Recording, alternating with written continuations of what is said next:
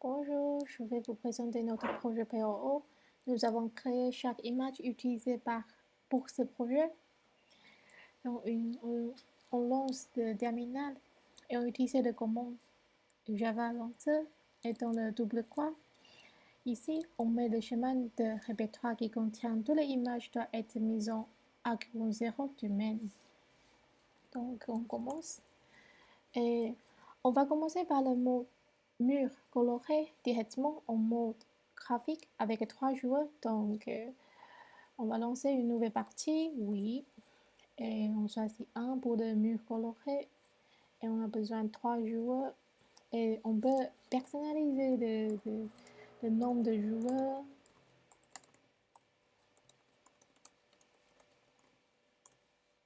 Et on choisit les 2 modes graphiques.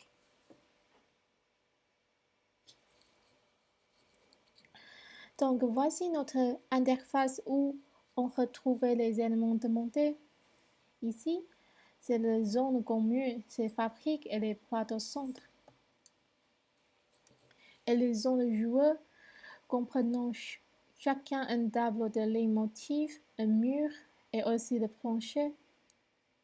Et j'ai aussi mis en place une console textuelle afin de lire les actions à faire et d'interagir avec le modèle. Ok, voici le détail graphique de notre projet. On a découvert l'interface en 3 Jubanet avec un grid layout de 3 lignes et un colonne. Donc ça c'est de 3 lignes, deuxième ligne et troisième ligne et un colonne. Donc le premier Jubanet est le fabrique panel qui contient un nombre variable de Jubanet fabrique G.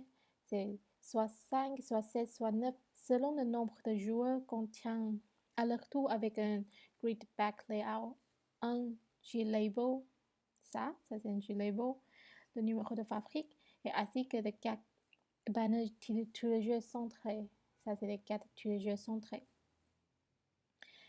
Et les J-banners comprennent une image représentant la différente couleur de la tuile. Donc, on peut voir la couleur rouge, blanc, jaune ici.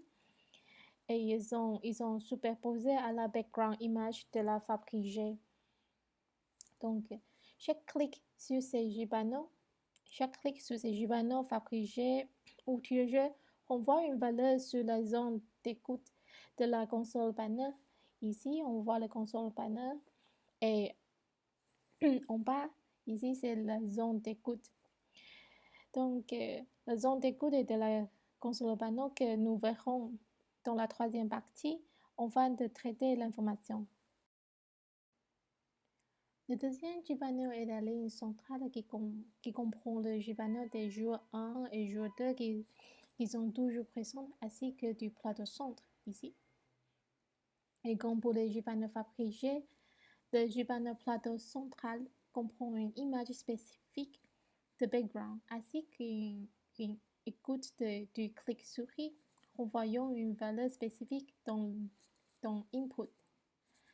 Le clic sur les tuiles ayant la même fonction longue que sur Fabrique. Dans le deuxième panneau, il y a aussi une board factory qui permet de centrer les tuiles sur le plateau.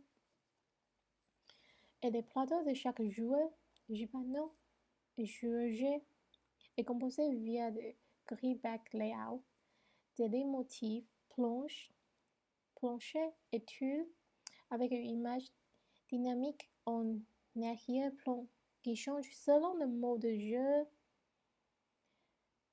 et aussi selon le jeu actuel. Ce design permet une évolution rapide de graphisme.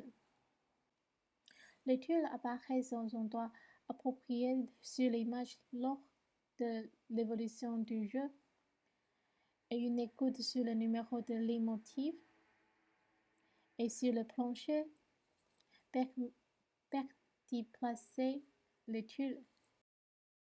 Enfin, le dernier du panneau pour la troisième contient deux jeux options remplacé par un panneau vide ici, si il n'existe pas. Il contient aussi un panier de console.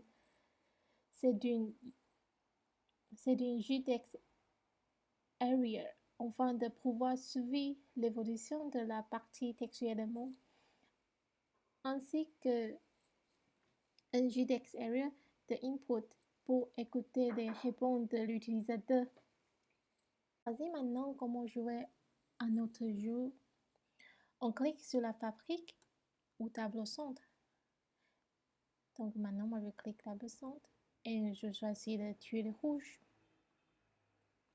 Et on clique sur la zone où on souhaite poser la tuile, soit les motifs, soit le planche. Donc moi je vais poser les motifs 2, clic numéro 2. Voilà, amusez-vous bien.